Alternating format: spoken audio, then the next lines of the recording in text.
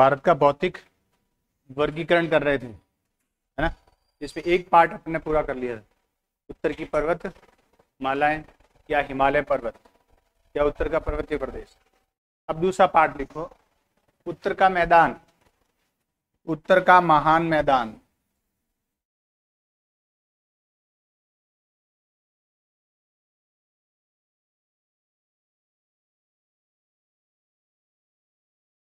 उत्तर का महान मैदान।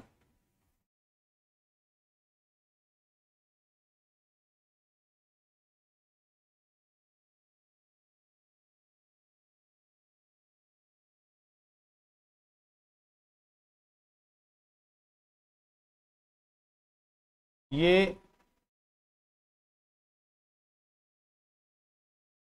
हिमालय का दक्षिणी छोर है, जिसको शिवालिक कहते हैं। क्या कहते हैं? शिवालिक कहते हैं।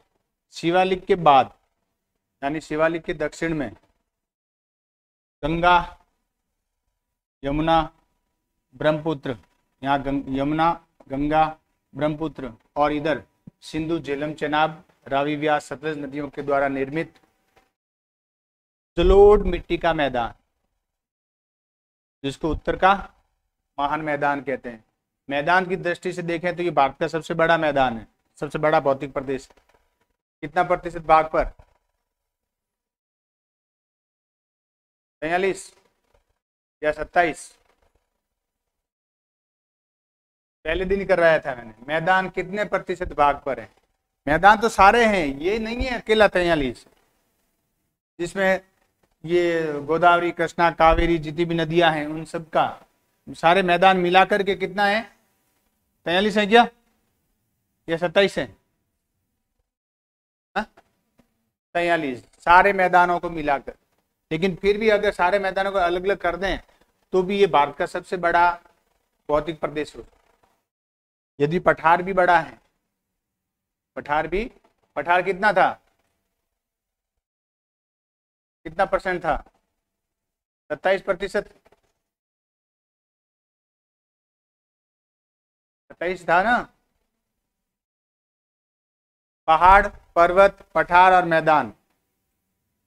पहाड़, पर्वत, पठार और मैदान। तो लिखो, हेडिंग डाल दो, उत्तर का मैदान या महान मैदान। स्थिति लिखो पहले इसकी, कहाँ स्थित है ये।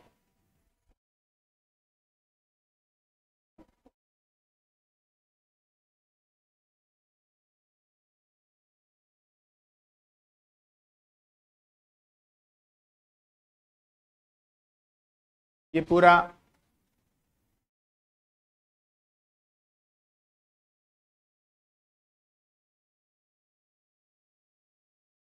महान मैदान। स्थिति लिखो, शिवालिक के दक्षिण में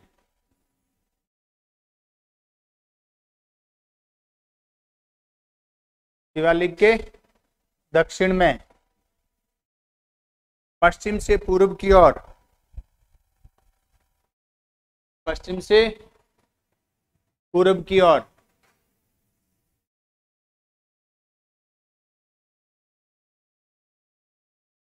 2400 किलोमीटर, 2400 किलोमीटर में फैला हुआ।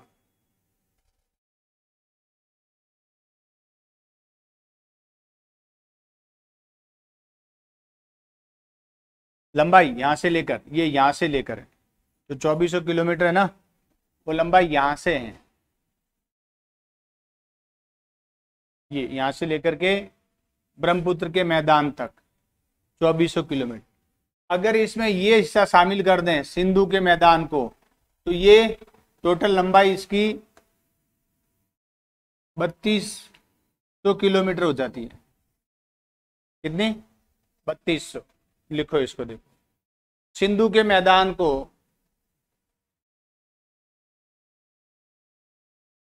शामिल करने पर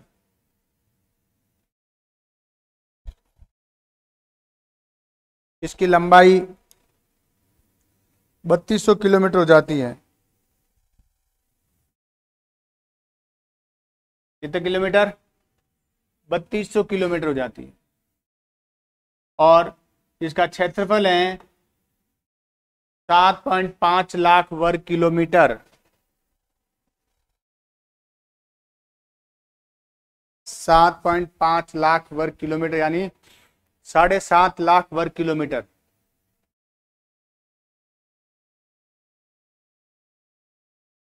राजस्थान का जो मरु प्रदेश का हिस्सा है उत्तर का, वो भी किस में आता है? इस मैदानी भाग में ही आता है। गंगा यमुना, ये गंगानगर, हनुमानगढ़, चूरू, झुंझुनू, सीकर, फिर ये वाला हिस्सा, फिर ये चंबल और उसकी सहायक नदियों के द्वारा निर्मित मैदान, मध्य प्रदेश का ये भाग, उत्तर का भाग, बुंदेलखंड बघेलखंड वाला हिस्सा, फिर छत्तीसगढ़ का ऊपरी भाग, फिर बिहार लगभग पूरा, पश्चिम बंगाल उत्तर का भाग, ये सारे इसी में आते हैं। तो क्षेत्रफल कितना है? 7.5 लाख वर्ग किलोमीटर। इसकी पूर्व में इसकी चौड़ाई कम है और पश्चिम में चौड़ाई ज्यादा है। तो पश्चिम में इसकी जो चौड़ाई है वो लगभग 450 किलोमीटर है और पूर्व में इसकी चौड़ाई है वो 150 किलोमीटर के लगभग है। एक तो पूर्व में, पश्चिम में ये अधिक चौड़ा है, पश्चिम में ये अधिक चौड़ा है अर्थात 450 किलोमीटर। हाँ, अधिकतम है ये, औसत नहीं, ये अधिकतम है। और पूर्व में ये 150 किलोमीटर चौड़ा है। कहीं कहीं कम ज्यादा मिल जाएगा, कहीं अगले किताब में कहीं 50, 480 भी दे रखा होगा, कहीं 450 दे रखा होगा।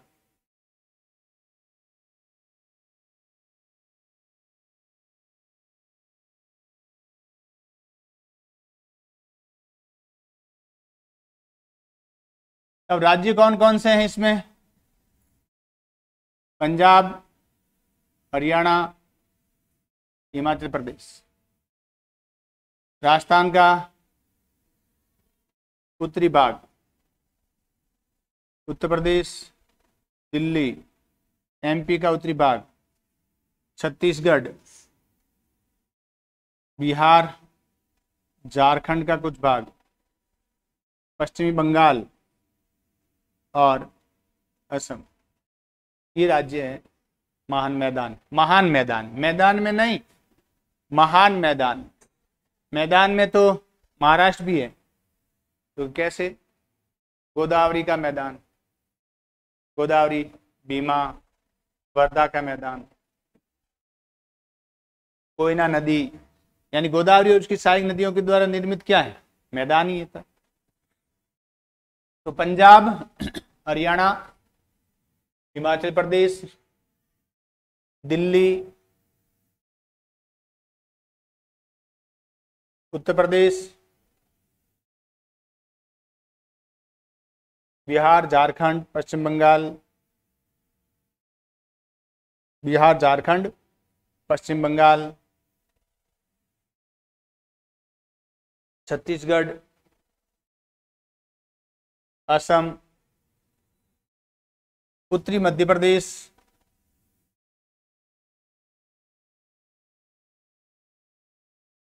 और उत्तरी पूर्वी राजस्थान। उत्तर और उत्तरी पूर्वी राजस्थान,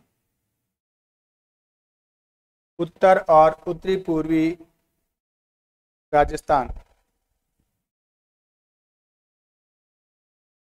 ये इसकी क्या हुई? स्थिति हुई, इसका एड्रेस हुआ कि कहाँ कहाँ फैला हुआ। अब देखो यहाँ पर क्या है, ये हिमालय है, शिवालिक, और ये मैदान है। इस शिवालिक या हिमालय या शिवालिक और मैदान को अलग करने वाली भ्रंश रेखा कौन सी है? प्रश्न लिखो। शिवालिक, शिवालिक और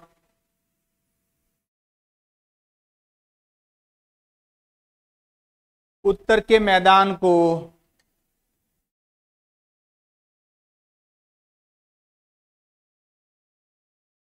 विभाजित करने वाली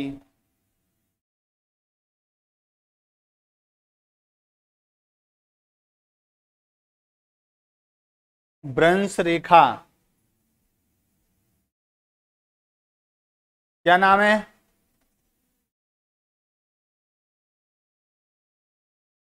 क्या नाम था? HFF,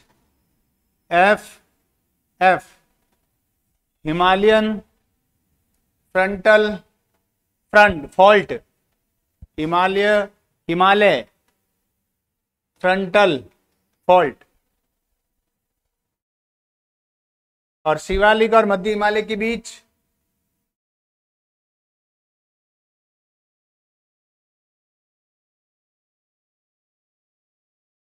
मैन बाउंड्री फॉल्ट है।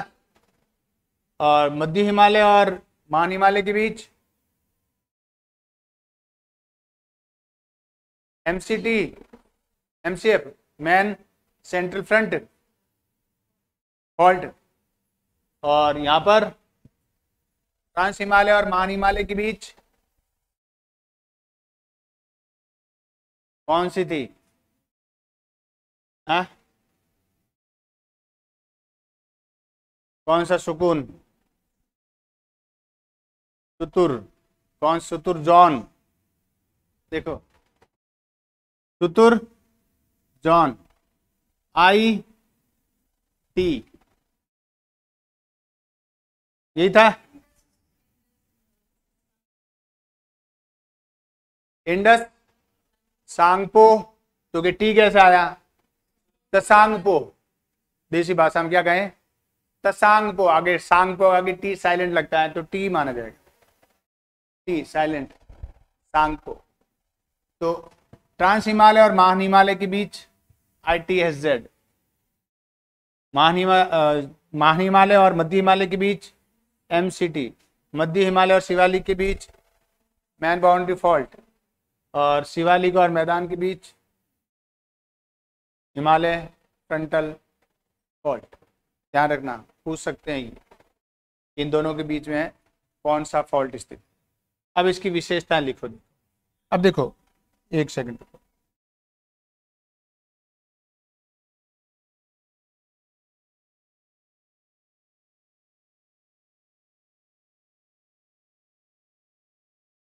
अब मैदान कौन सा है? देखो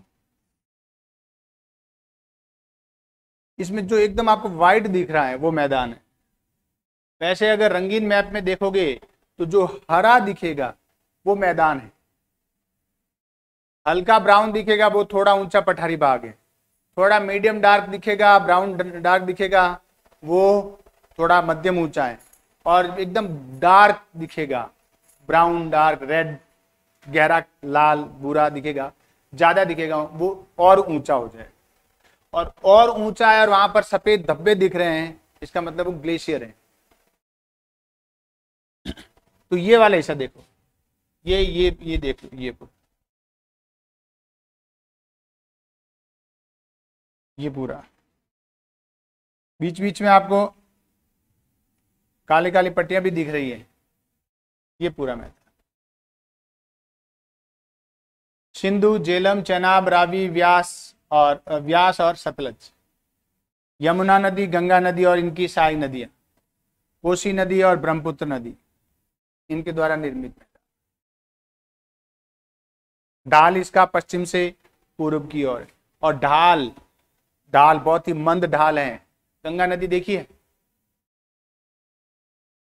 नहीं देखी? देखिए, तेज गति से बहती है, धीमी बहती है? तेज बहती है, निकलती है तो पहाड़ से निकलती है तब तेज होती है, जब पानी भरमार होती है, फुल पानी होता है तब तेज बहती है। सामान्य बह रही है तो बहुत ही धीमे। यहाँ पर ये यहाँ आपको हरिद्वार में नहीं देखना है इसको, हरिद्वार तो वहां नहीं, आप यहाँ देखो, इलाहाबाद के पास देखो, कानपुर के पास देखो, प्रयाग के पास देखो, बनारस के पास देखो, आगे देखो, पानी एकदम आपको ऐसा लगेगा पानी बह नहीं रहा है, क्या पड़ा हुआ पानी दिख रहा है क्या? क्यों? क्योंकि यहाँ जो, यहाँ से देखो,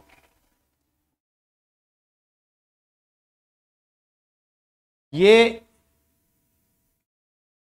यमुना नदी है। कौन सी नदी है? यमुना। चलो इसी को देख लेते हैं। अब और इधर है ये सतलज नदी है,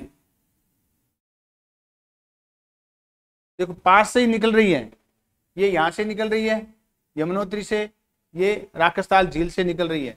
यद्यपि नक्शे में नजदीक दिख रही है लेकिन इतनी नजदीक नहीं है, बीच में शिवालिक पर्वत आ जाता है, मध्य हिमालय आ जाता है। तो देखो ये इधर जा रही है, इसका बहाव इधर है और इसका बहाव इधर है, क्यों? ये इधर क्यों नहीं आई और ये इधर क्यों नहीं गई?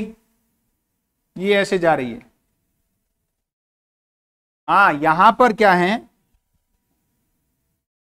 इस एरिया में ये यहां उच्च भूमि है जिसको अंबाला हाईलैंड कहते हैं। क्या कहते हैं? अंबाला हाईलैंड कहते हैं। इसीलिए इसी उच्च भूमि की वजह से सतलज उधर चली जा रही है और इधर से ये यमुना है वो उद्गम स्थल से पूर्व की ओर मुड़ जाती है। और इसी को क्या कहते हैं? भारत का महान जल विभाजक रेखा कहते हैं। ये फिर दक्षिण में जाएगी। ये भारत की महान जल विभाजक रेखा है, यहां से शुरू होती है, शिवालिक की पहाड़ी यहां से। तो नेक्स्ट लिखो, देखो एक नोट करके लिखना, विशेषताएं लिख लो, विशेषताओं में लिखो, विशेषताओं में लिखो।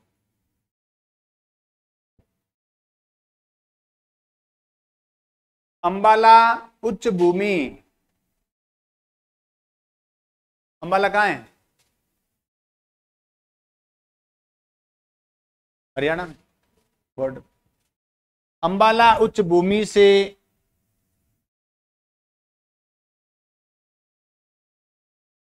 इस मैदान का ढाल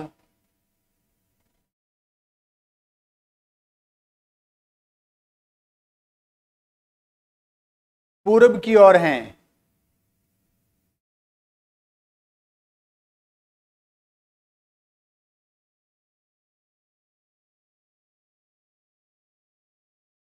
मतलब ये जो इस मैदान को दो ढालों में बांटने वाली उच्च भूमि कौन सी हुई? अंबाला उच्च भूमि है। जो ये वाला है वो इधर ढाल को बांट रहा है और इधर वाला है वो पूर्व की ओर बांट रहा है।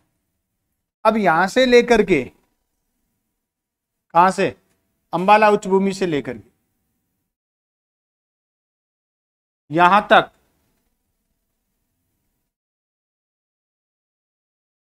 ये जो ढाल है मात्र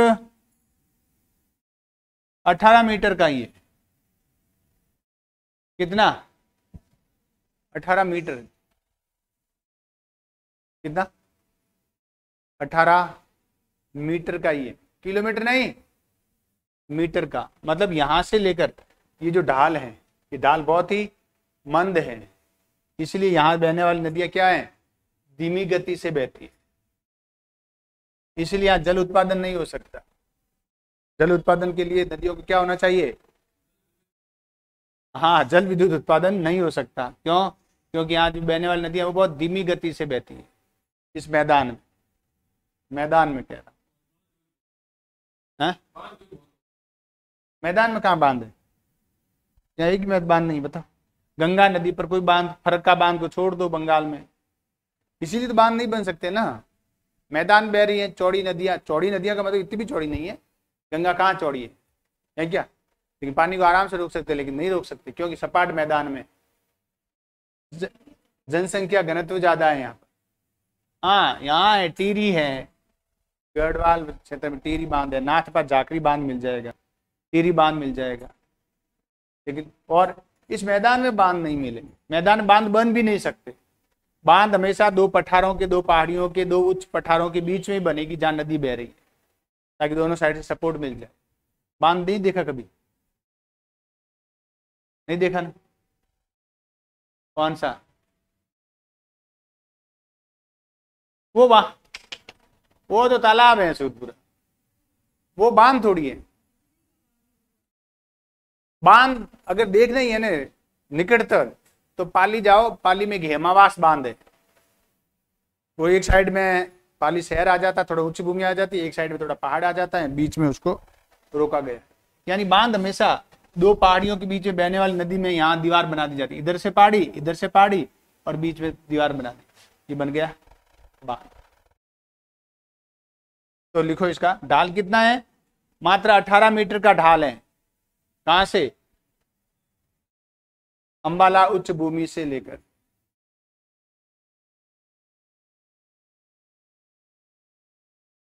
इसलिए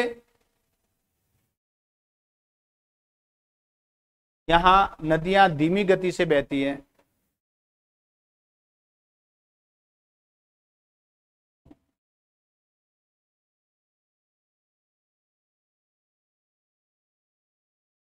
ये विश्व का सबसे उपजाऊ मैदान है।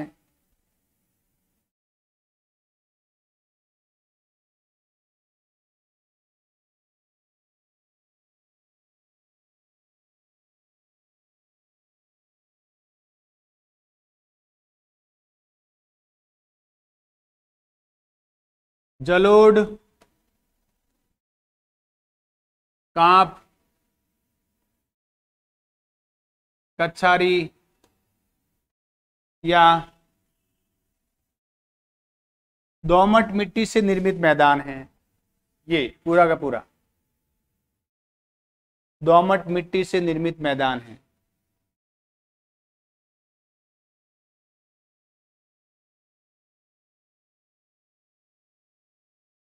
दोमट मिट्टी से निर्मित मैदान है। और जो भी दोमट मिट्टी होगी वो हमेशा नदियों द्वारा निर्मित हो।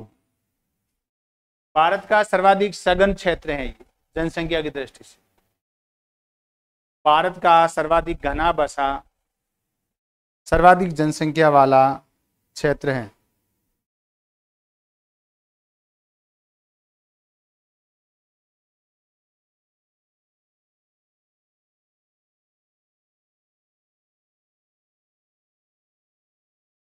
ये मैदान गहरा कितना है? गहरा मतलब मैदान कैसे गहरा होगा? खुदाई करें किसी स्थान पर तो अंदर क्या निकल रहा है? तो कि पत्थर निकलेंगे कि कितने मीटर पे निकल रहे हैं? कि 100 मीटर पे पत्थर निकल गए। तो उससे पहले क्या था कि मिट्टी थी। इसका मतलब वो मैदान 100 मीटर गहरा है। मैदान क्या है? 100 मीटर गहरा है। ये मैदान कई हजार और अधिकतम 2000 मीटर गहरा है।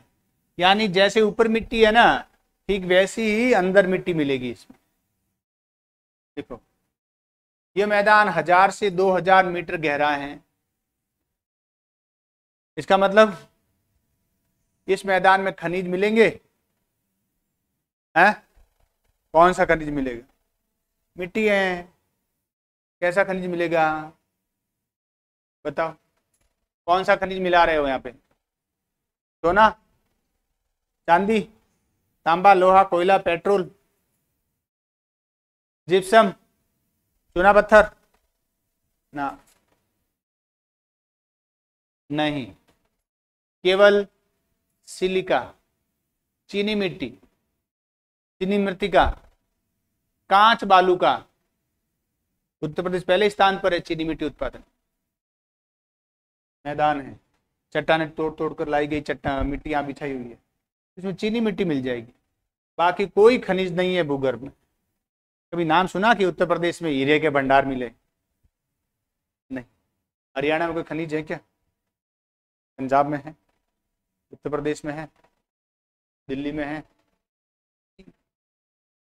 बिहार में है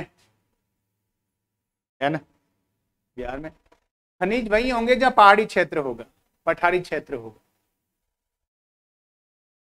या मरुस्थल हो। मरुस्थल में कौन सा खनिज होगा? मरुस्थल में पेट्रोलियम होगा, कोयला होगा, जिप्सम होगा, चूना पत्थर होगा, पथरीले कार्बनिक खनिज होंगे। कोयला और लोहा हमेशा जॉइंट वाली चट्टानों में मिलेंगे, जहां कभी किसी वजह से जॉइंट हुआ।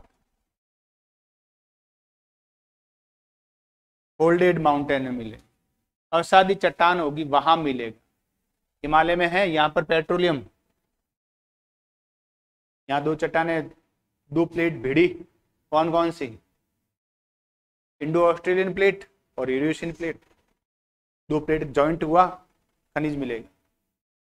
तटों के आसपास खनिज मिलेंगे, पेट्रोल विशेषकर। भारत का सारा पेट्रोल देखो कहाँ है, या तो यहाँ मिलेगा, या राजस्थान में मिलेगा, या फिर ये एरिया, या फिर इधर आप चले जाओ आंध्र प्रदेश, उड़ीसा वाले हिस्से में। और कहाँ है? उत्तर प्रदेश में पेट्रोल है क्या? मध्य प्रदेश में पेट्रोल का भंडार है क्या?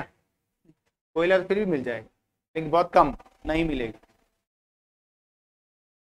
नेक्स्ट लिखो। तो ये दुनिया का सबसे उपजाऊ मैदान है।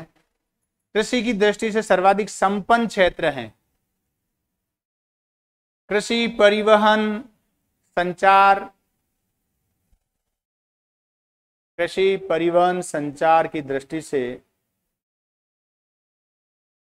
सर्वाधिक संपन्न क्षेत्र हैं।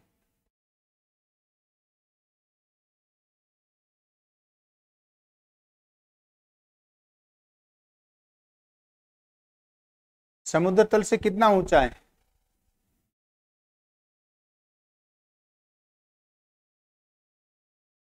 बता सकते हो? है? वो जो ढाल है 18 मीटर का, तो ढाल है। समुद्र तल से कितना? थोड़ा सोचो भी आंसर आ जाएगा कि ये इसकी हाइट यहां से, ये समुद्र है तो 18 मीटर है, 18 मीटर का ढाल है। समुद्र तल से कितना ऊंचा होगा? समुद्र तल ऊंचाई तो जानते हो ना क्या होता है? किसी भी धरातलीय क्षेत्र का, पहाड़ी क्षेत्र की हाइट जो है वो समुद्र तल से नापी जाती है। क्यों? क्योंकि समुद्र तल है वो सपाट होता है, सी लेवल सपाट होता है, ऊंचा नीचा नहीं होता है। किसी स्थल से नापेंगे तो कहाँ से नापें, कौन सी जगह से नापें? कि मेरे घर के पास जगह है, वहां मैदान पड़ा है, वहां से नापें। तो क्यों? तुम्हारा घर हो सके खड्डे में हो या आसपास की जमीन नीचे हो, तो मानक थोड़ी होगा, स्टैंडर्ड थोड़ी होगा वो। कहाँ से नापें? धरातल समतल थोड़ी है, कहीं ऊंचा है कहीं नीचा है। तो सी लेवल से नापते हैं, समुद्र की जो ऊपरी सतह होती है, जल वाटर लेवल होता है, वहां से नापते हैं ताकि बराबर ऊंचाई आए। क्योंकि समुद्र की ऊंचाई है वो लगभग समतल होता है, पानी ऊपर नीचे नहीं होता है। होता तो है, वो तापमान पे, लवणता पे डिपेंड करता है, गर्म जल धारा और ठंडी जल धाराओं पे निर्भर करता है कि पानी का लेवल थोड़ा सा मामूली सा फर्क पड़ता है, ज्यादा नहीं पड़ता, मुश्किल से कुछ मीटर या कुछ फीट का ही फर्क पड़ता है। तो इसकी जो ऊंचाई है सी लेवल से 50 से 100 मीटर तक। लिखो, समुद्र तल से औसत ऊंचाई 50 से 100 मीटर तक है। 50 से 100 मीटर तक है। कितनी है? 50 से 100 मीटर।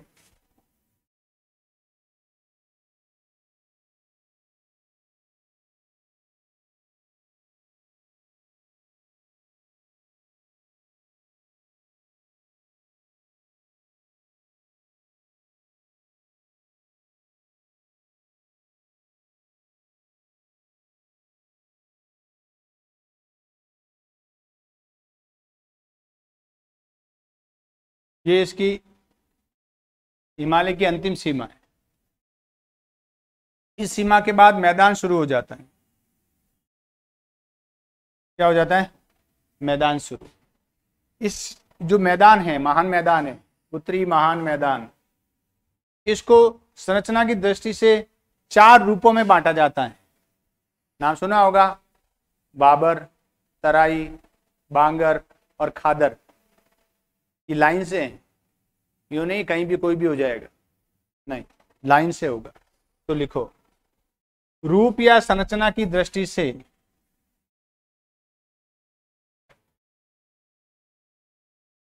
उत्तर के मैदान को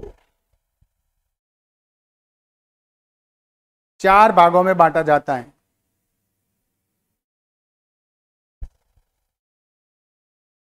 पहला लिखो, बामर,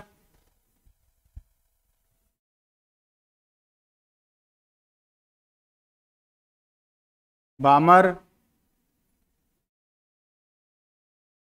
तराई बांगर और खादर, इसी क्रम में चलेगा, क्योंकि ये खादर नीचे नहीं चला गया। अरे ये तो मैंने एक जगह लिखा है इसलिए। सबसे पहले बामर आएगा, ऐसे ही आएगा। कहीं ये ज्यादा है, कहीं कम है, कहीं ये ज्यादा, कहीं ये कम है, ये कहीं ये ज्यादा कम है, मतलब थोड़ा कम ज्यादा होगा।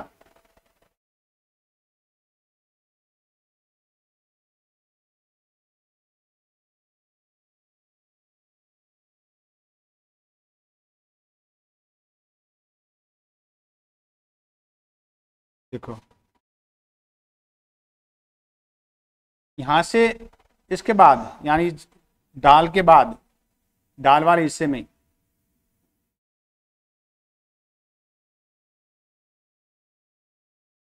ये क्या है, बामर है। बामर के बारे में लिखो, बामर के बारे में लिखो।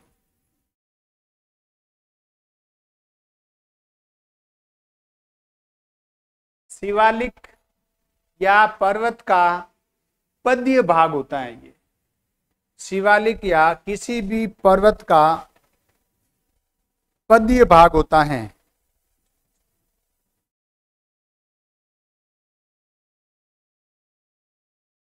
पद्य भाग होता है।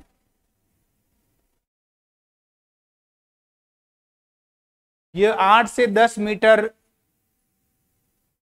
8 से 10 किलोमीटर चौड़ी पट्टी होती है, पट्टी के रूप में फैला हुआ है। 8 से 10 किलोमीटर, तो ज्यादा बड़ी नहीं है। यहां से नाड़ जितनी चौड़ी, चौड़ी लंबी नहीं, चौड़ी समानांतर पट्टी होती है। समानांतर पट्टी होती है। क्या होती है? समानांतर पट्टी। समझ गए? किसके समानांतर? हिमालय के समानांतर या शिवालिक के समानांतर। हिमालय से जो नदियां निकलती हैं, वो नदियां अपने साथ बड़े बड़े पत्थर लेके आती हैं, और वो पत्थर यहाँ ले आकर के क्या हो जाते हैं, जम जाते हैं, रुक जाते हैं, ढालमंद हो जाती है। पर्वत पद्य भाग है ना, पर्वत का पैंदा है, जैसे ये कोई पर्वत है, तो ये वाला भाग है पर्वत पद्य भाग है, ये वाला। तो यहाँ क्या होता है, ऐसे भाग में इस प्रकार का पथरीला क्षेत्र होता है। नदी देखी है? और हिमालय की नदियां देखी है? कोई नदी नहीं देखी जहाँ नदी निकलती है और फिर बड़े बड़े पत्थरों के अंदर से बह रही है? नहीं देखी। जम्मू तवी, हाँ हिमाचल प्रदेश मिल जाएगी। जम्मू तवी नहीं गए कभी? जो बाणगंगा नदी है, स्थानीय नदी है, वो बाणगंगा नदी नहीं है जो आप सोच रहे होंगे। स्थानीय नदी, कटरा से निकलती एक नदी आती है बाणगंगा नदी, वो नदी है। वो जो वहां जहां वो बह रही है उस स्थान पर, वो पूरी पत्थरों के अंदर से बह रही है, खुली भी है पत्थरों के अंदर। तो लिखो, अगला पॉइंट लिखो। शिवालिक से निकलने वाली नदियां बामर प्रदेश में आकर लुप्त हो जाती है। लुप्त मतलब बड़े बड़े पत्थर हैं। लुप्त का मतलब यूं नहीं है कि दिखेगी नहीं, इसका मतलब ये ना समझें कि वो दिखेगी नहीं। बड़े बड़े पत्थर हैं, छोटे से लेकर, इतने से लेकर के बड़े बड़े बड़े बड़े बड़े बड़े पत्थर मिल जाएंगे। इतने बड़े बड़े पत्थर मिल जाएंगे। एक पत्थर यहाँ पड़ा है तो बीच में गैप है, तो अंदर पानी चला गया। आराम से बैठकर आप नहा सकते हो, कोई दिक्कत नहीं है। वहां पर पानी बह रहा है, दिख रहा है, लेकिन जा कहाँ रहा है, अंदर से जा रहा है। तो क्या लिखा है, शिवालिक से निकलने वाली नदियां इस बाग में आकर लुप्त हो जाती हैं या उसके भीतर बहती है। किसके भीतर?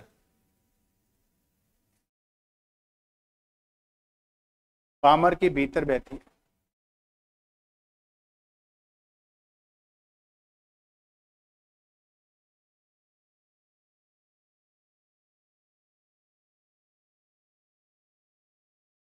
ढाल है, स्पीड से बहेगी।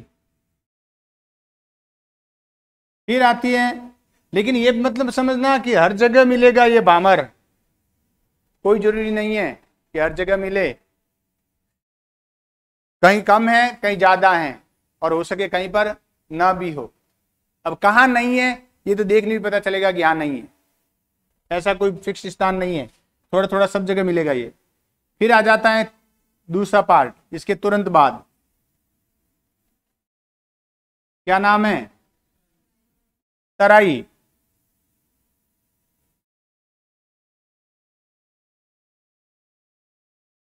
तराई ये वो स्थान है जहां से भामर से निकलने वाली नदियां मैदान में आकर प्रकट होती हैं। तराई, तराई भामर के दक्षिण में स्थित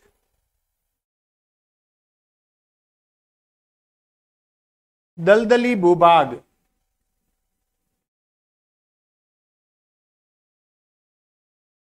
दलदली भूभाग जहां नदियां पुनः प्रकट होती हैं।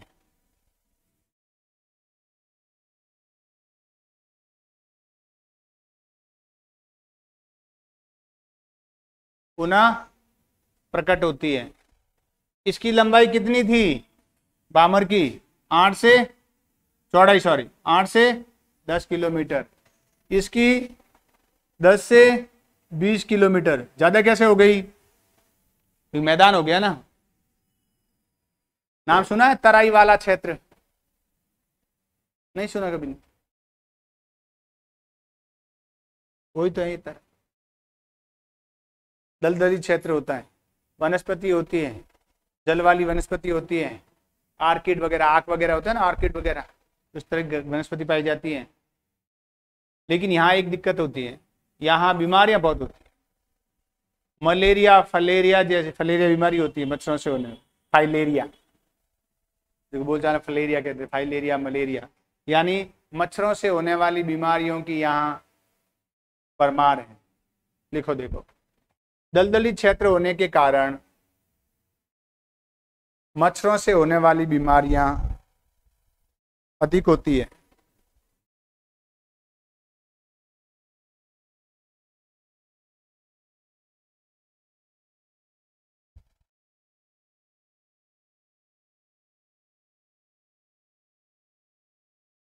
कभी गए नहीं हो ना उत्तर प्रदेश? हाँ, गए, उनको याद नहीं है जो दिन। 58 दिन के लिए बहुत याद और है इनको। मैं 58 दिन की थी तब गई थी। क्या मेमोरी है, क्या मेमोरी है, मतलब 2 महीने के थे तब गए, उनको याद है कि मैं 2 महीने की थी तब मैं वहां पे गई। जबरदस्त मेमोरी। ये कोई जाना था क्या? है, ये तो लेके गए थे, ले इसको कहाँ छोड़ेंगे, किसको भी लेके चलो।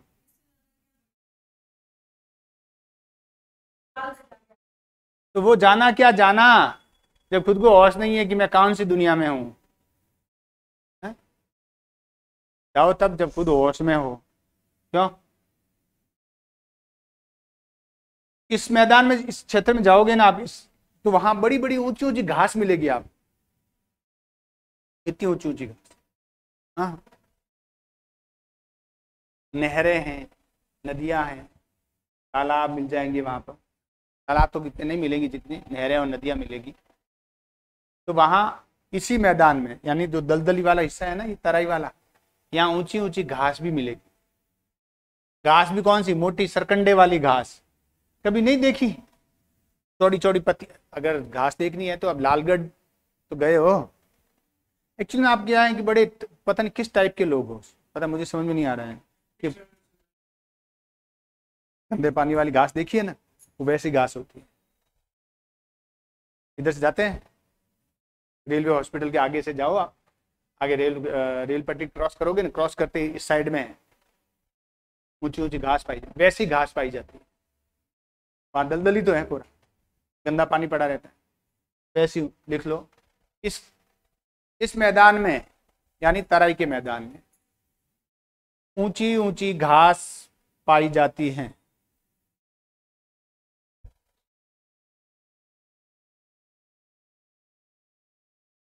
ऊंची ऊंची घास पाई जाती है।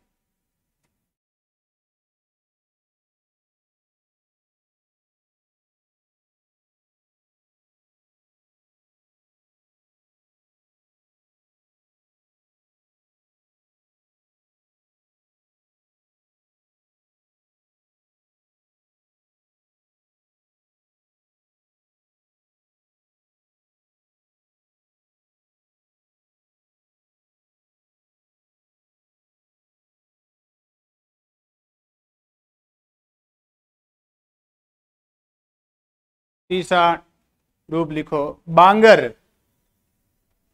बांगर।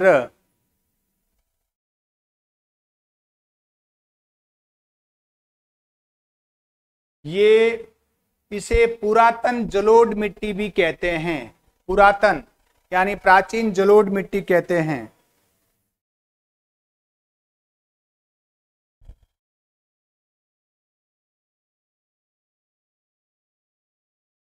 पुरातन जलोढ़ मिट्टी कहते हैं।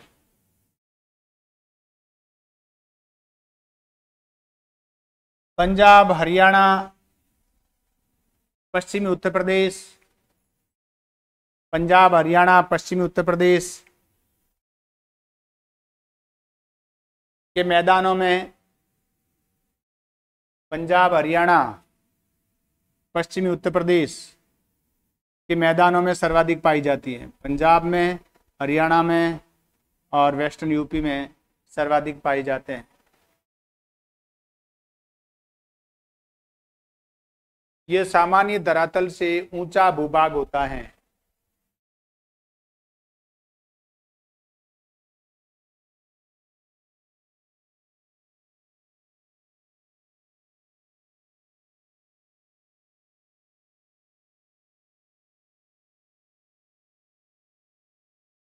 ऊंचा भूभाग होता है।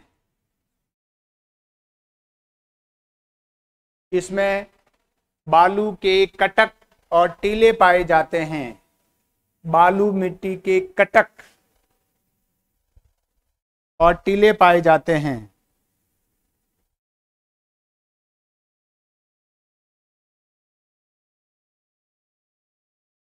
होता क्या है कि ये कभी क्या है, ये पुरातन जलोढ़ मिट्टी है। ये कैसी मिट्टी है? पुरातन जलोढ़ मिट्टी है। कभी ये उपजाऊ थी, या इसको ये कहें कभी ये खादर थी। नदियों के द्वारा, इस मैदान में बहने वाली नदियों के द्वारा, नदियों में आने वाली बाढ़ और नियमित रूप से मलबा ला करके इस मैदान में जमा किया जाता है लगातार। आज भी ऐसा ही हो रहा है। अभी भी जो नदी बह रही है वो कुछ न कुछ मलबा ला करके यहाँ थोड़ा थोड़ा ला करके जमा किया जा रहा है। लेकिन जब भी बाढ़ आती है तो इसका विस्तार, अब तो इतनी बाढ़ नहीं है यहाँ पर, इतना विस्तार नहीं होता है कि गाँव में घुस जाए।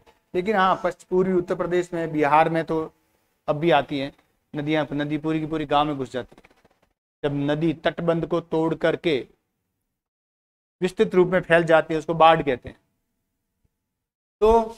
तो फिर क्या हुआ कि ये मैदान के ऊपर नदियों के द्वारा लाए गए मलबा जमते जमते जमते जमते जमते क्या हो गया, तलछट जमते जमते जमते वो स्थान क्या हो गया, ऊंचा हो गया। अब एक स्थिति ऐसी आई कि अब इस भाग में, यानी इस वाले भाग में, अब वो नदी का पानी उसके ऊपर तक नहीं पहुंच पाता है। तो अब वहां के जो तलछट जमा हुआ है, उसी तलछट को क्या कहते हैं, बांगर कहते हैं। अब वहां उसका पुनर्नवीकरण नहीं हो पाता। जबकि अगली हम जो चौथा पार्ट करेंगे इसका, वो करेंगे खादर। खादर का आज भी पुनर्नवीकरण होता है, क्योंकि बांगर की तुलना में खादर नीचा है। तो लिखो देखो, है? कटक क्या होता है? टीले को कहते हैं। वैसे कटक शब्द है वो समुद्र में स्थित पहाड़ियों के लिए यूज होता है। समुद्र में जो स्थित पहाड़ियां हैं उनके लिए कटक यूज होता है। तो छोटे छोटे टीले होते हैं, उनको बालू के कटक, टीले कह दो, बालू के धोरे कह दो। धोरे तो मरुस्थल में यूज करते हैं, यहाँ धोरे ना करके उसको कटक यूज किया गया। तो लिखो देखो, नदियों के द्वारा तलछट जमा करने से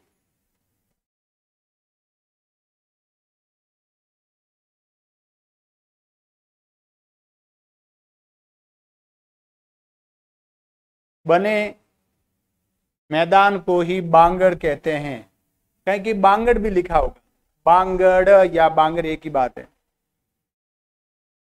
बांगड़ कह दो या बांगड़ कह दो एक ही बात है।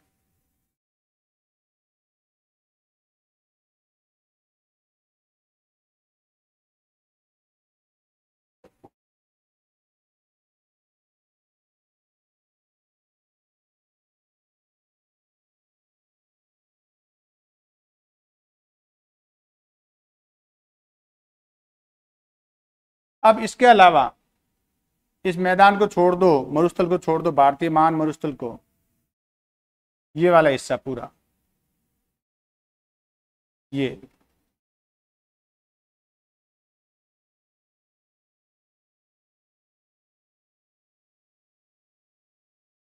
पूरा क्या कहलाता है?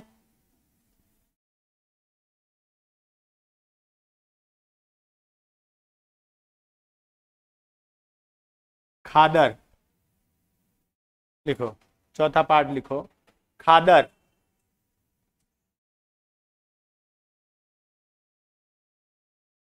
खादर, खादर क्या है?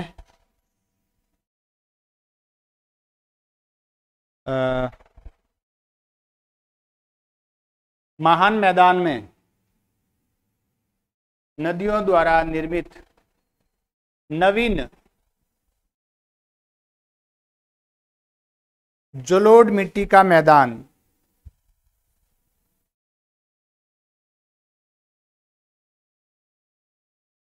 जलोढ़ मिट्टी का मैदान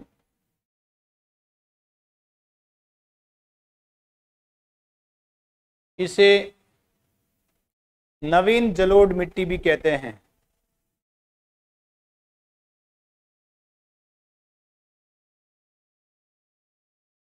यह उपजाऊ मिट्टी होती है।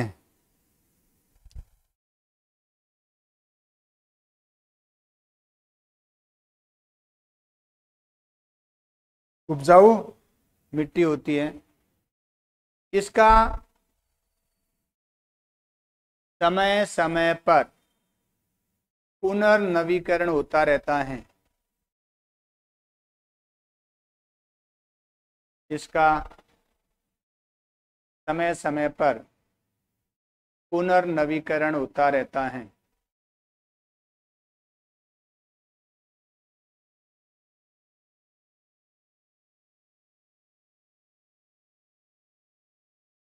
पुनर्नवीकरण होता रहता है। नवीनतम जलोढ़ मिट्टी है, ये उपजाऊ है। बाढ़ों द्वारा, नदी में आई बाढ़ के द्वारा इसका पुनर्नवीकरण होता रहता है। तो ये इसकी, अब ये इसके क्या थे? 4 रूप थे। सबसे ऊपर पामर, फिर तराई, फिर बांगर, फिर खादर। खादर का विस्तार अधिक होगा और सबसे निचले भाग में होगा खादर का विस्तार। ये खेती योग्य, खेती होगी क्या इसमें? पत्थर में कहाँ खेती होगी? ये खेती योग्य है क्या? तराई में खेती होगी क्या? होगी। जहाँ दलदली कम है वहाँ तराई में हो जाएगी, लेकिन जहाँ दलदल 12 माह से दलदल है वहाँ नहीं होगा। बांगर में तरा होगी क्या? बिल्कुल होगी। खादर में बिल्कुल नियमित रूप से खेती होगी। हाँ, यमुना खादर, हाँ। अब देखो, इस मैदान के अलग अलग नाम भी हैं पूर्व से पश्चिम की ओर।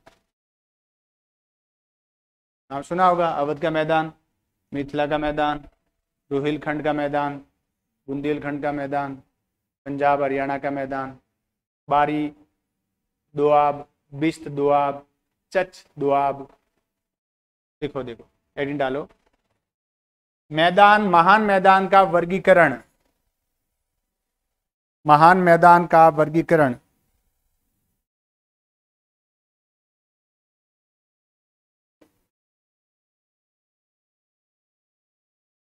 महान मैदान का वर्गीकरण।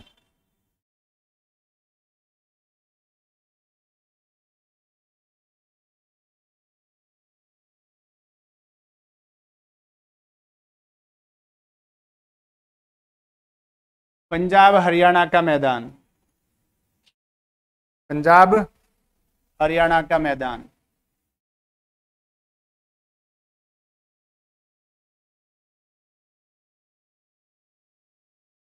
सिंधु और उसकी सहायक नदियों के द्वारा निर्मित, सिंधु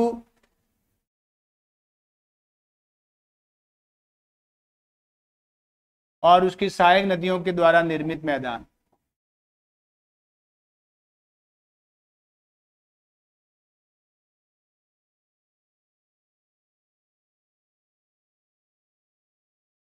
यह 600 किलोमीटर लंबा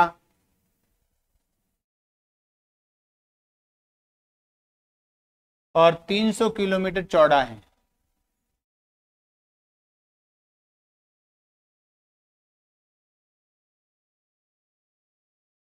छह 600 किलोमीटर लंबा, 300 किलोमीटर चौड़ा, यानी ऐसे ऐसे लंबाई में और ऐसे चौड़ाई में।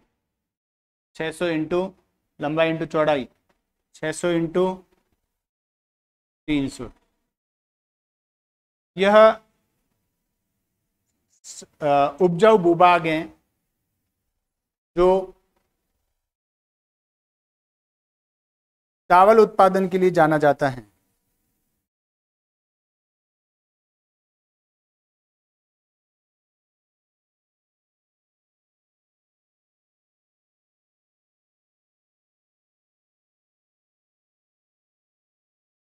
पूरे मैदान का क्षेत्रफल कितना है? पूरे मैदान का क्षेत्रफल कितना है? 7.5 लाख वर्ग किलोमीटर। और इस मैदान का कितना है? देखो लंबाई चौड़ाई कितनी है? ये क्षेत्रफल 1.75 लाख वर्ग किलोमीटर।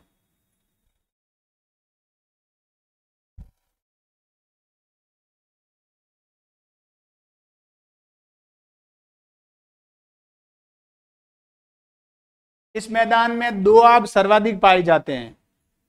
दोआब,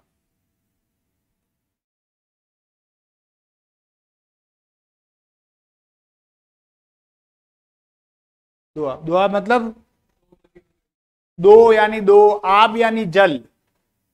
आब किसका पर्यायवाची है? जल। यानी दो जलीय क्षेत्रों के बीच का भूभाग दोआब कहलाता है। जैसे मेसोपोटामिया है, मेसोपोटामिया का अर्थ भी दोआब ही होता है। मेसोपोटामिया का अर्थ भी दोआब ही होता है। मेसोपोटामिया कहाँ स्थित है? दजला और फरात नदियां, यूफ्रेटस और टिग्रिस नदियों के आसपास स्थित है। ठीक वैसे ही यहाँ दोआब ज्यादा मिलेगा। देखो ये सारे दोआब ही तो हैं, सिंधु, झेलम, चेनाब, रावी, व्यास, सतलज, ये क्या है? दो दो नदियों के आसपास के भूभाग हैं यहाँ पर। तो यहाँ पे कुछ आब हैं, जैसे बारी दोआब, लिख लो। यहाँ सर्वाधिक आब हैं, दोआब हैं, बारी दोआब, बिस्त दोआब,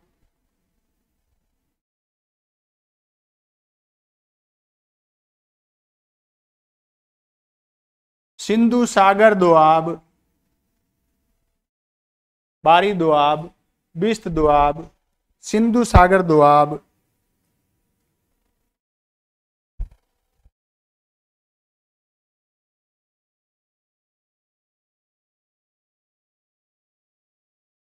और सिंधु नदियों के द्वारा निर्मित मैदान। ये पूर्ण रूप से इसके द्वारा निर्मित है, सिंधु के द्वारा।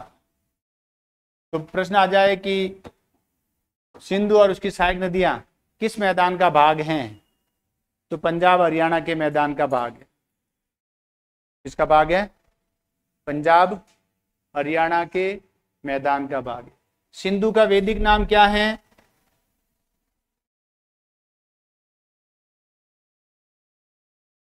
इंडस है क्या? है? इंडस है सिंधु का वैदिक नाम। वेद पहले लिखे गए या यूनानी पहले आए? यूनानी बाद में आए। सिंधु का नाम सिंधु ही है, इंडस नहीं है। झेलम का चेनाब, रावी, व्यास और सतलज। रावी का क्या है? पुरुषुणी, पुरुष नदी।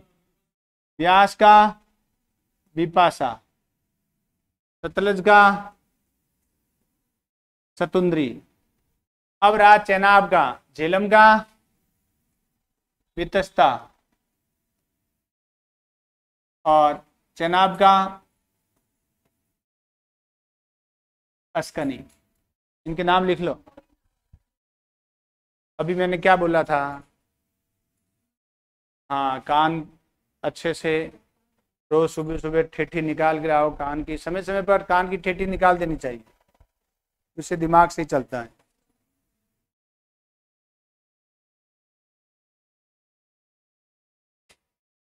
पूछ सकते हैं। दिक्कत कहाँ आएगी? दिक्कत कहाँ आएगी? चेनाब और झेलम में। कि चेनाब को क्या कहते हैं और झेलम को क्या कहते हैं?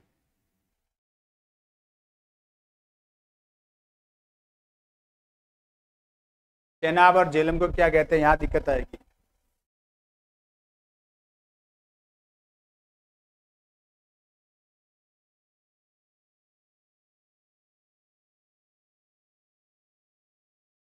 क्या हुआ? इंडस सिंधु ही लिखना है। झेलम का वितस्ता, चेनाब का अस्कनी, रावी का पुरुषणी। पुरुषणी नदी के किनारे दासराज युद्ध हुआ था। सुदास आर्यों और अनार्यों के बीच में। आर्यों का शासक तित्सु वंश का सुदास था और उनके पुरोहित वशिष्ठ थे। अनार्यों में यदुपुरु, अनुद्यु और तुर्वस थे और 5 और अनिवार्य साथ में थे और उनका पुरोहित विश्वामित्र थे। कहते हैं कि जल के बंटवारे को लेकर या स्वाभिमान को लेकर विश्वामित्र ने अनार्यों को इकट्ठा किया और सुदास से युद्ध किया। सुदास इसमें जीत गए। कहते हैं कि झेलम नदी के इसका रावी नदी के पानी के बंटवारे को लेकर भी विवाद था, जल बंटवारे को लेकर। अनुमान है, कुछ निश्चित कुछ भी नहीं है। युद्ध हुआ था ये निश्चित है।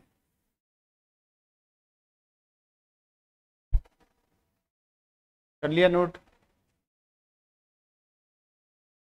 अब देखो, इस क्षेत्र में जो खादर मिट्टी है, खादर मिट्टी के मैदान को बेट कहते हैं। लिखो, बेट। खादर मिट्टी के मैदान को बेट कहते हैं।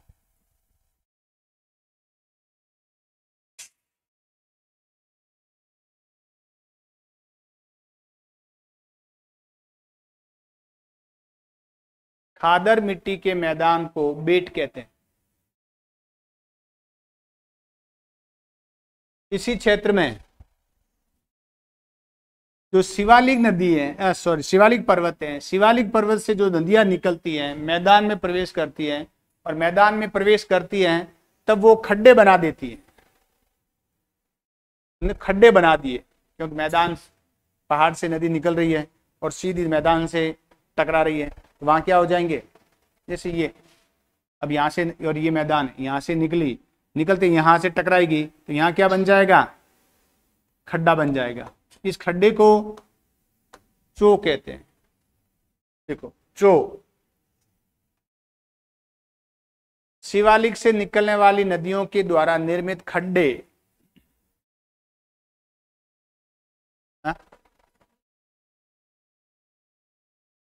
हो गया, वही तो करवा रहा हूँ। पंजाब हरियाणा में लिखना है, पंजाब हरियाणा में लिखना है। क्या कहते हैं? चो कहते हैं।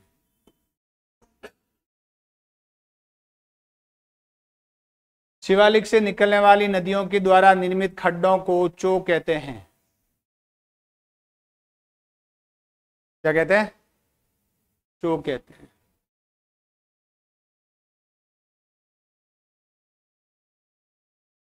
क्या कहते हैं?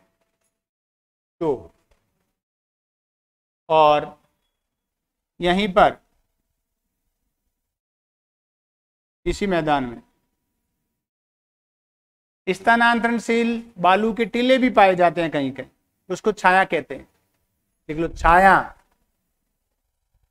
स्थानांतरणशील या स्थानांतरित बालू के स्तूप, स्थानांतरणशील बालू का स्तूपों को छाया कहते हैं।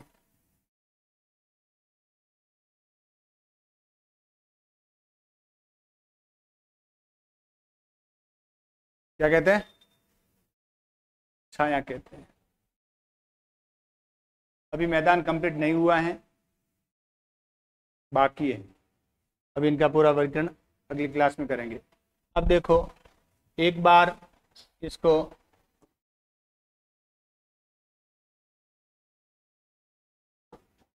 वापस देख लो।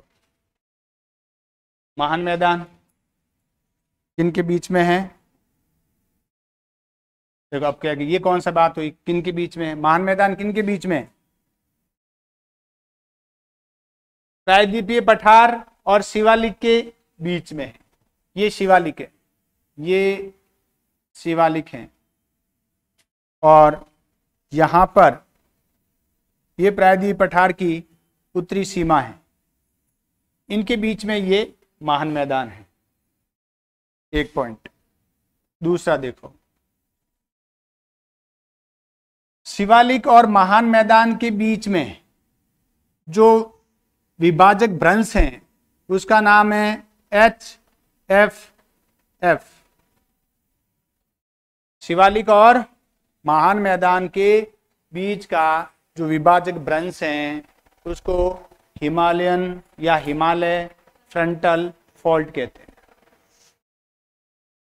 ये जो मैदान है ये सिंधु के मैदान से लेकर के कहाँ तक फैला हुआ है? कहाँ तक फैला हुआ है? ये ब्रह्मपुत्र नदी घाटी तक फैला हुआ है। अगर सिंधु, पाकिस्तान में जो सिंधु का मैदान है उसको मिला दें तो ये 3200 किलोमीटर है, और अगर पाकिस्तान वाले को हटा दें तो ये 2400 किलोमीटर है। कितना किलोमीटर है? 2400 किलोमीटर। यहां इसकी चौड़ाई क्या है? अधिक है। कितनी? 450 प्लस ही है। 450 से कम नहीं मिलेगी आपको, ज्यादा ही मिलेगी, 450। और इधर इसकी चौड़ाई है वो कम हो जाएगी। कितनी है चौड़ाई? 150 किलोमीटर। 150 किलोमीटर। ये दुनिया का सबसे उपजाऊ मैदान है, जलोढ़ मिट्टी से निर्मित मैदान है, जलोढ़ मिट्टी से निर्मित मैदान है। भारत का सबसे सघन क्षेत्र है।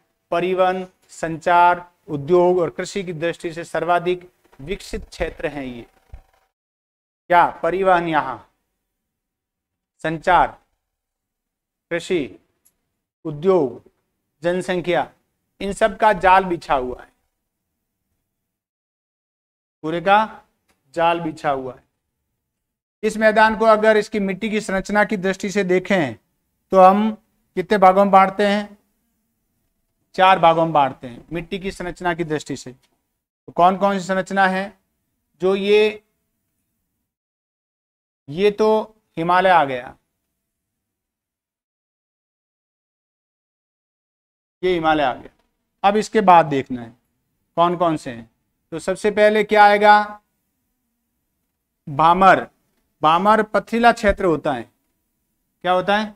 पथरीला क्षेत्र होता है, जो जिसकी लंबा चौड़ाई कितनी है? 8 से 10 किलोमीटर है, और ये शिवालिक के समानांतर फैला हुआ है। शिवालिक के समानांतर 2400 किलोमीटर में पश्चिम से पूर्व की ओर फैला हुआ। ये वो स्थान है जहां पर हिमालय से निकलने वाली नदियां लुप्त हो जाती है और वो लुप्त हुई नदियां वापस प्रकट होती हैं। तो प्रकट कहाँ होती हैं? ये तराई में आकर के प्रकट होती है।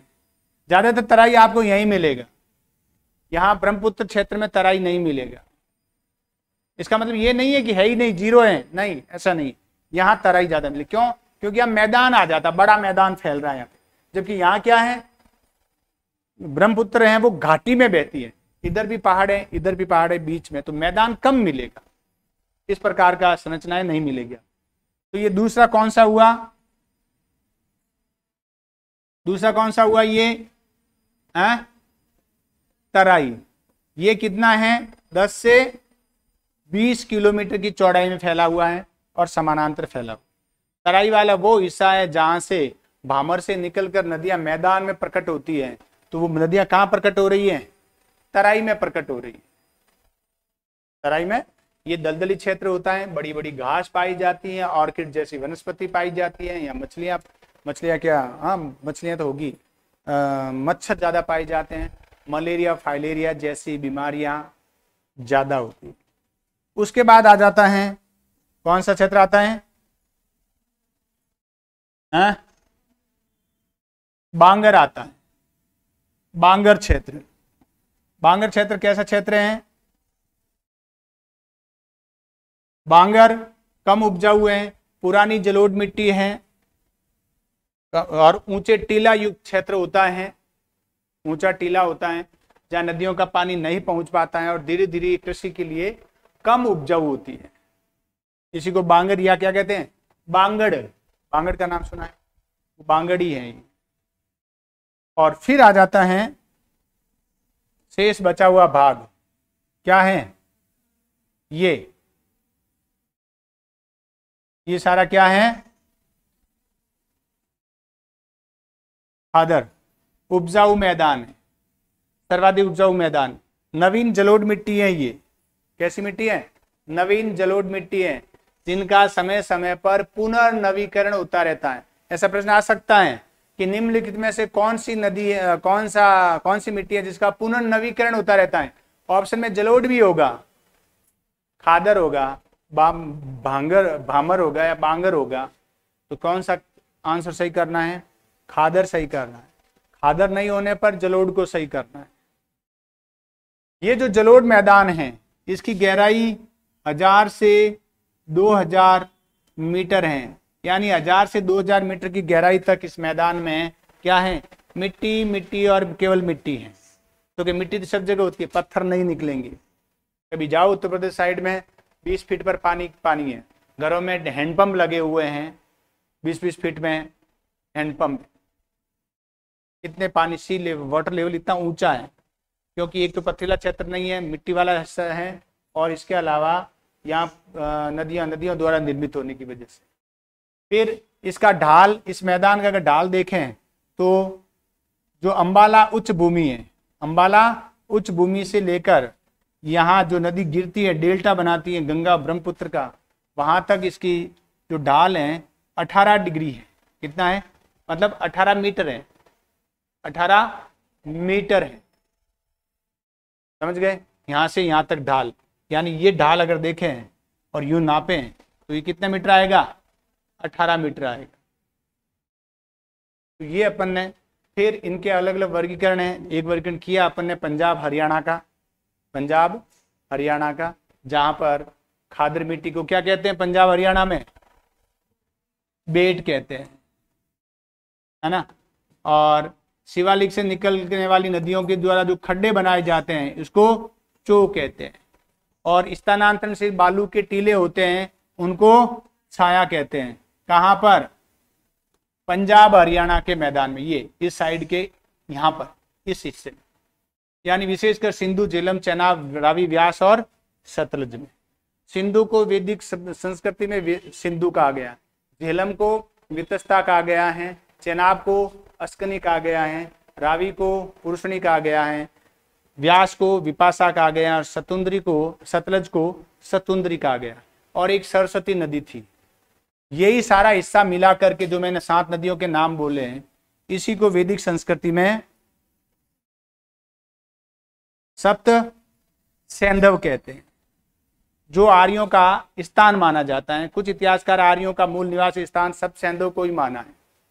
कुछ ब्रह्मव्रत को मानते हैं, कुछ आर्यव्रत को मानते हैं, कुछ मध्य प्रदेश को मानते हैं, कुछ हिमालय को मानते हैं, कुछ तिब्बत को मानते हैं, कुछ आर्कटिक क्षेत्र को मानते हैं। जैसे तिलक, लोकमान्य बाल गंगाधर तिलक आर्कटिक क्षेत्र को मानते हैं।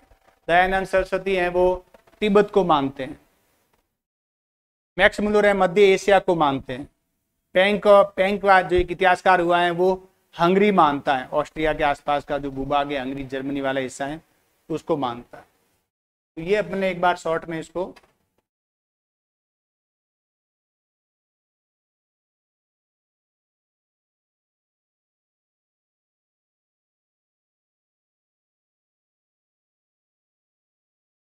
मैदान काफी कुछ कर लिया था अपन ने, अब केवल ये करना है, यहाँ से लेकर यहाँ तक एक पार्ट और दूसरा पार्ट।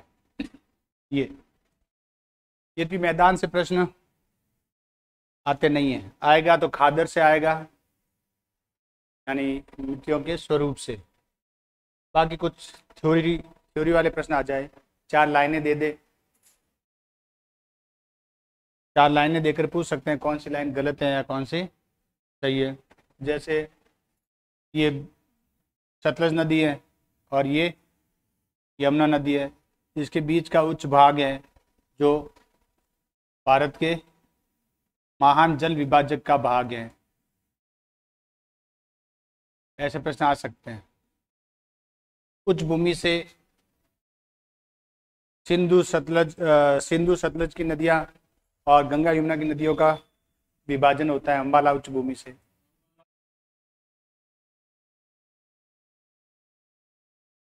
हाँ, तो वो क्योंकि उसके नदियां हैं। नेक्स्ट लिख लो, उसी के आगे कंटिन्यू। गंगा यमुना का मैदान, गंगा यमुना का मैदान।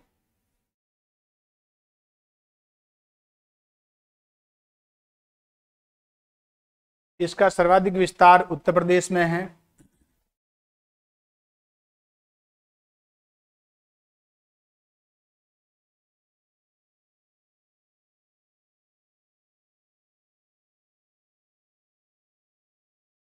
सर्वाधिक विस्तार कहाँ पर है? उत्तर प्रदेश में है। ये सर्वाधिक सपाट क्षेत्र है, समतल क्षेत्र है।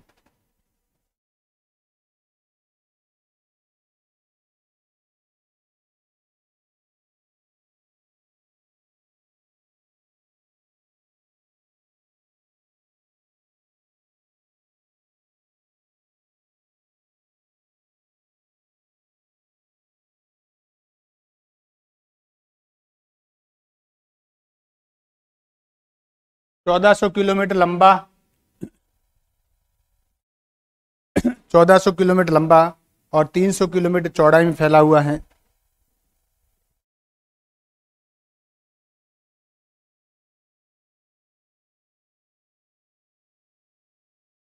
तीन सौ किलोमीटर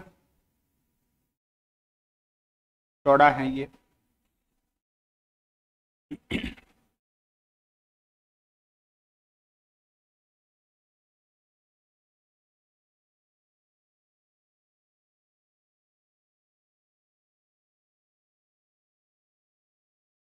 इस मैदान में रोहेलखंड का मैदान, अवध का मैदान,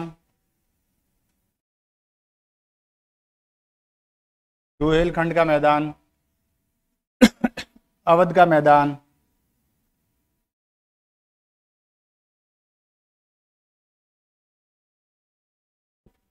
अवध का मैदान,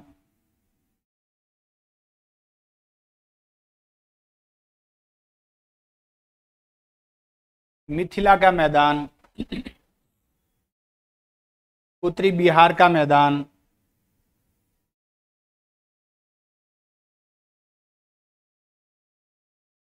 उत्तरी ब्रह्मपुत्र का मैदान स्थित है। उत्तरी बिहार का, उत्तरी बिहार का। ये इधर से जो ब्रह्मपुत्र नदी आती है, यहाँ तो पहाड़ से निकलकर जो और नदियां आती हैं, उन नदियों के द्वारा जो निर्मित मैदान है, पर्वतपदीय मैदान, उसको द्वार कहते हैं। क्या कहते हैं? द्वार। कहीं कि इस द्वार को द्वार भी लिखा होगा, लेकिन सही तो यही है, नोट करके लिखो। ब्रह्मपुत्र और उसकी सहायक नदियों के द्वारा निर्मित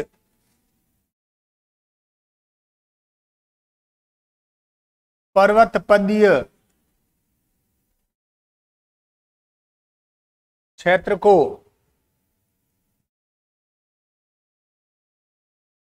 द्वार कहते हैं, द्वार कहते हैं। पर्वतपदीय क्षेत्र को द्वार कहते हैं।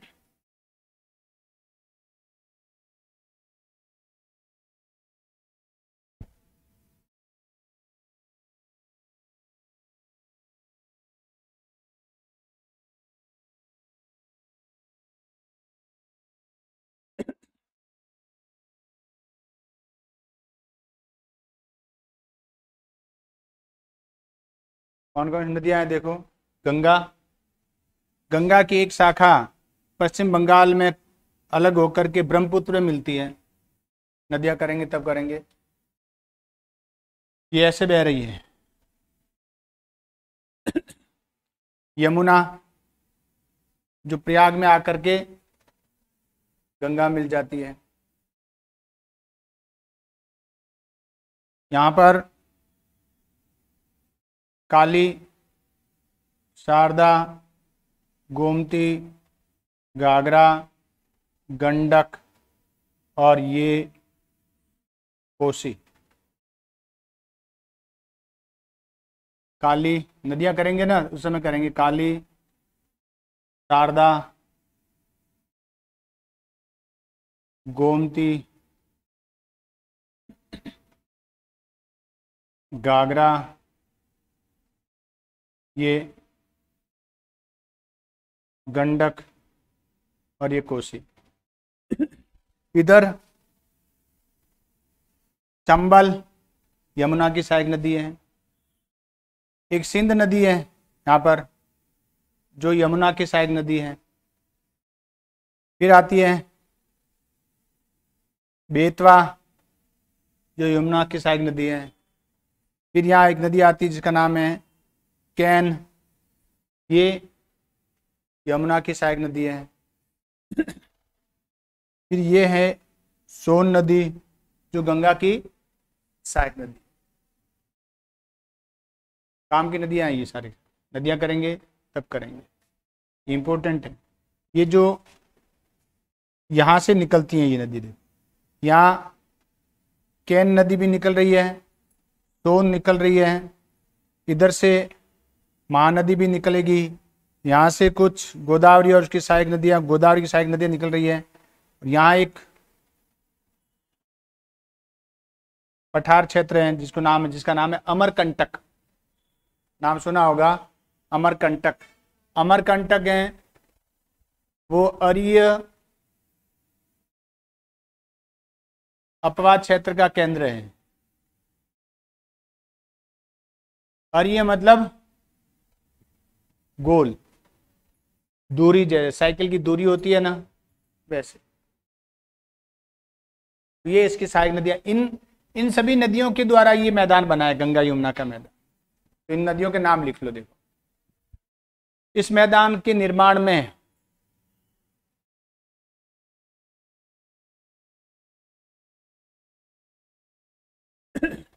इस मैदान के निर्माण में गंगा, यमुना, काली, शारदा,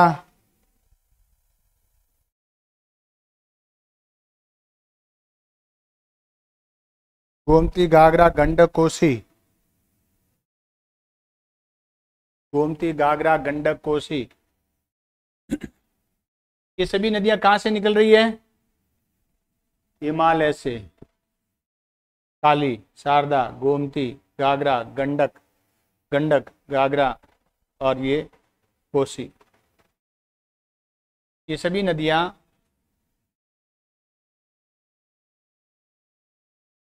हिमालय से निकल रही है।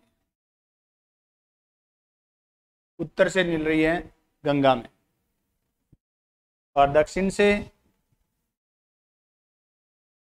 चंबल, सिंध, बेतवा, कैन और ये सोन नदी। सोन नदी है वो गंगा में मिलती है, बाकी है वो यमुना में मिलती है। ये प्रयागराज है संगम स्थल।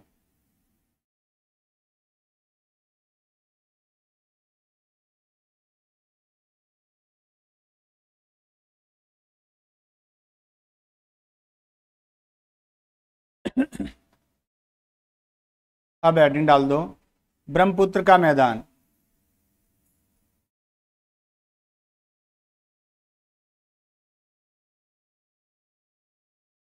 ब्रह्मपुत्र का मैदान।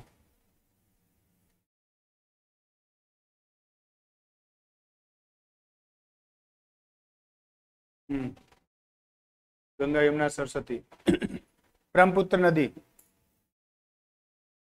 असम में पश्चिम से पूर्व की ओर, ब्रह्मपुत्र नदी का मैदान, ब्रह्मपुत्र का मैदान असम में पश्चिम से पूर्व की ओर 720 किलोमीटर लंबाई में,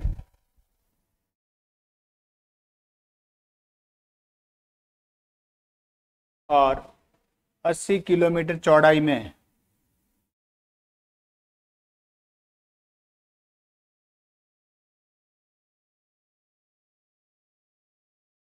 फैला हुआ है।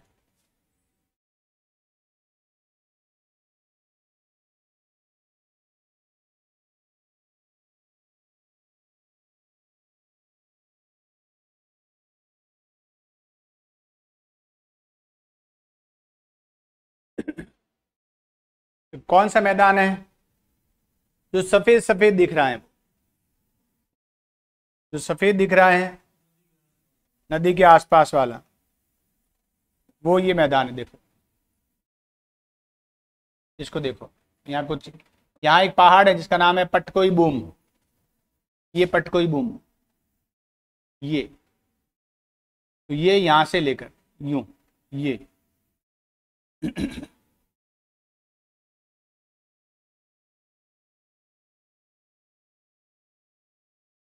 ये यूं ले लो, ये फिर वापस ये।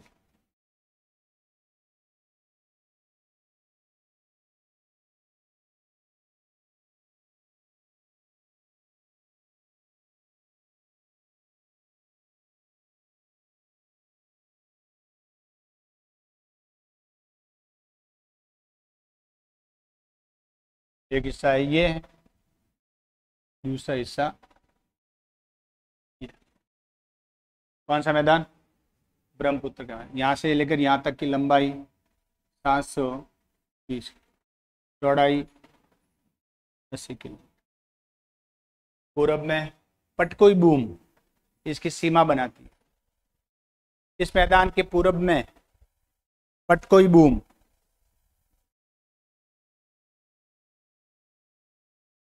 दक्षिण में गारो खासी जयंतिया की पहाड़ियां स्थित हैं।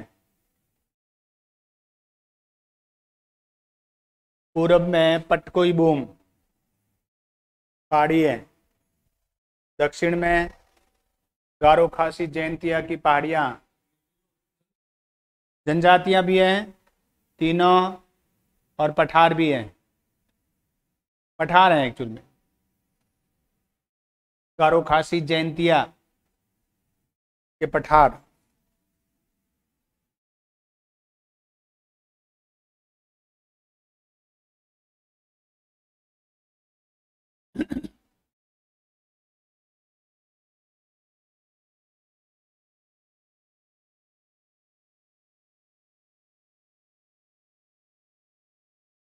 ऊपर ये पूरा अरुणाचल प्रदेश है, यहाँ तक ये पूरा, यहाँ पर भूटान है, ये मेघालय है, ये नागालैंड है, ये मणिपुर है, ये मिजोरम है। नहीं,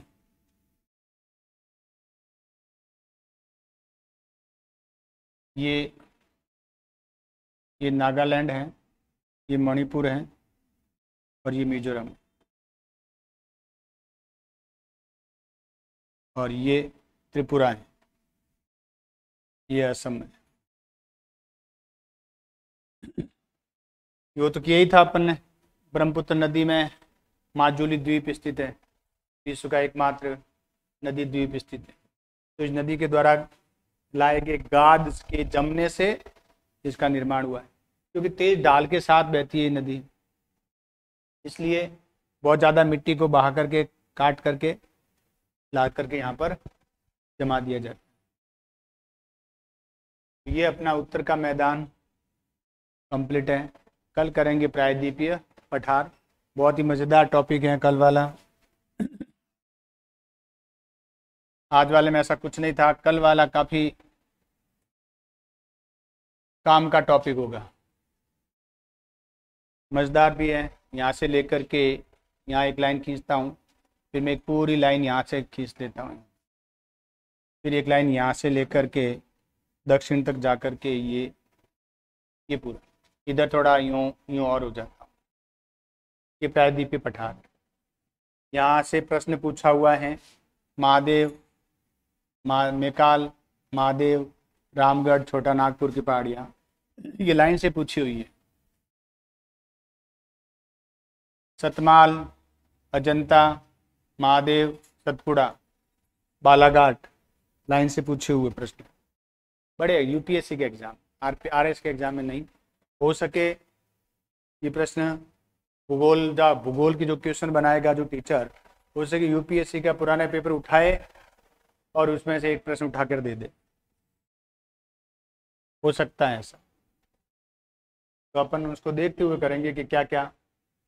एक बार ये भी पूछा हुआ है, यहाँ पर जो पहाड़ियाँ, इसमें दिया हुआ नहीं है पूरा कि तमिलनाडु में स्थित पहाड़ियाँ कौन कौन सी हैं, यहाँ से लेकर यहाँ तक, पंचमलाई, सेवराई, जावेदी, नल्लामल्ला, पालकोंडा, पहाड़ियों के नाम पूछ लिए लगातार। दक्षिण भारत की सबसे ऊंची चोटी कौन सी है? अन्नामलाई की पहाड़ियाँ। दूसरी ऊंची चोटी जोधा बेटा। तो ये अपन इसको कल करेंगे। पहले पठार कैसे कैसे फैला हुआ वो करेंगे, फिर अपन बीच वाला पूरा हिस्सा करेंगे, फिर पश्चिमी घाट करेंगे, फिर पूर्वी घाट करेंगे, तब जाके ये कंप्लीट हो जाएगा।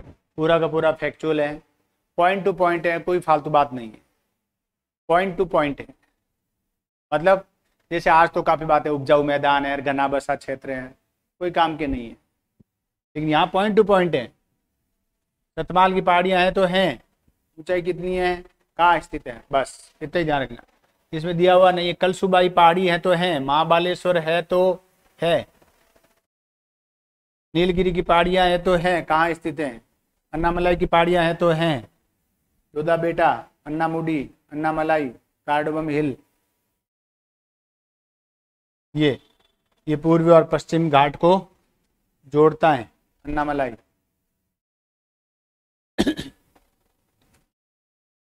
मलयगिरी, महेंद्रगिरी, देखो उड़ीसा में है, एक महेंद्रगिरी तमिलनाडु में भी है, जो अंतरिक्ष यान प्रणोदक केंद्र है महेंद्रगिरी। अगर ऐसा प्रश्न आता है तो महेंद्रगिरी ज़्यादातर उड़ीसा को ही करेंगे, 1501 मीटर ऊंचा है। सतमाल 1567 मीटर है, कितना 76 मीटर है, कितना ऊंचा है।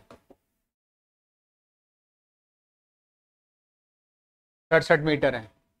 ये 1600 काल सुबही, कलसुबाई महाबालेश्वर, ये कलसुबाई ही है, काल सुबही लिखा हुआ है, कलसुबाई काल सुबही।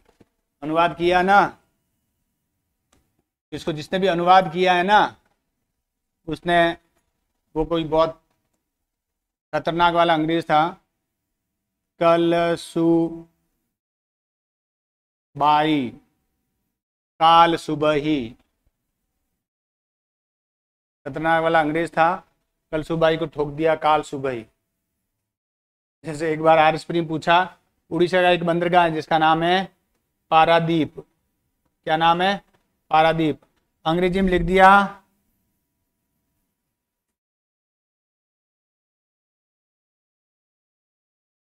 क्या है? प्रदीप बंदरगाह।